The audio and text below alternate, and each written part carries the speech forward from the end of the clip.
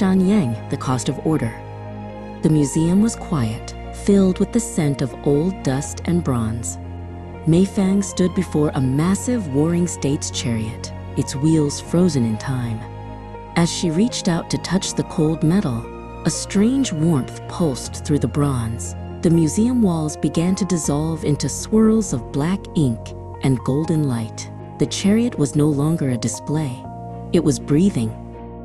"Hold tight," a voice commanded. A young man with a sharp, determined gaze reached down and pulled Mei Fang onto the moving chariot. It was Shang. He didn't look like the old statues in the books.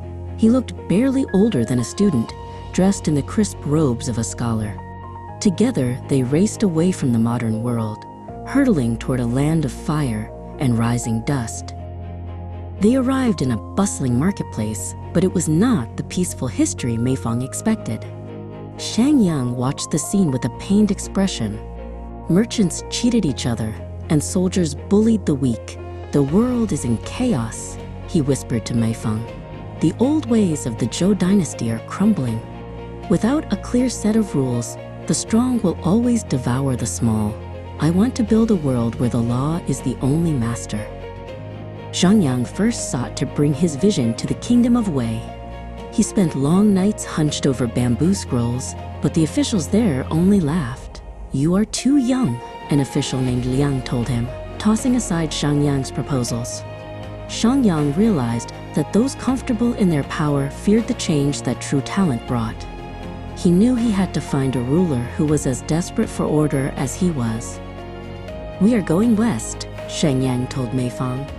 They traveled across a vast, windswept landscape toward the rugged mountains of the Qin state. The air was colder here, and the people looked tired but resilient.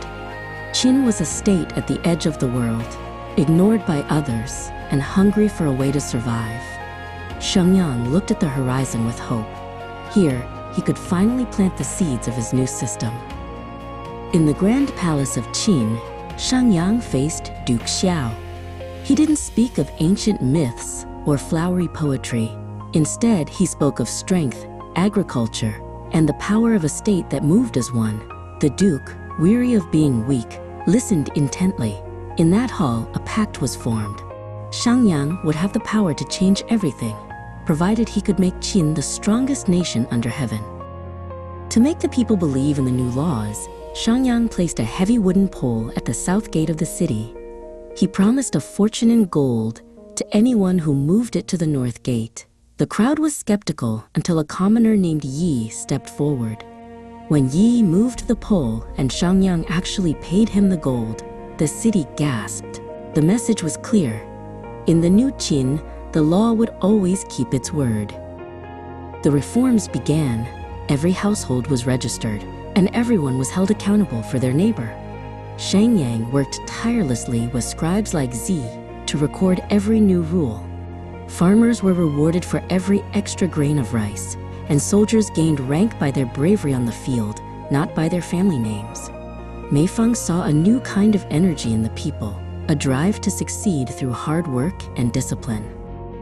But order had a sharp edge. When the young crown prince, Siyu, broke a law, the nobles waited to see if Shang would blink. He did not. "The law must apply to all, or it applies to none," Shang declared.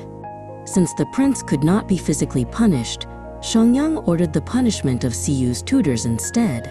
It was a brutal lesson that shook the palace to its core. Years passed, and the landscape changed. A new capital was built at Xianyang, a city of straight lines and towering walls. Mei Fang sat with Shang as he studied the new maps. "No one picks up a lost item on the road anymore," he told her proudly. The state was rich and the army was feared, but Mei Fang noticed how quiet the streets had become. The people were orderly, but they were also afraid. The tide turned when Duke Xiao died. Siyu, the prince who had never forgotten his humiliation, took the throne. Fleeing for his life in a heavy storm, Shang reached an inn. "I need a room," he told the innkeeper Gong, but Gong shook his head. "The law of Shang says I cannot host a traveler without an ID, or I will be punished." Shang stood in the rain, trapped by the very iron system he had forged. The ink began to swirl again, pulling Meifang back to the museum. She stood before the bronze chariot once more, her heart heavy. On a nearby screen, she saw the debate of history.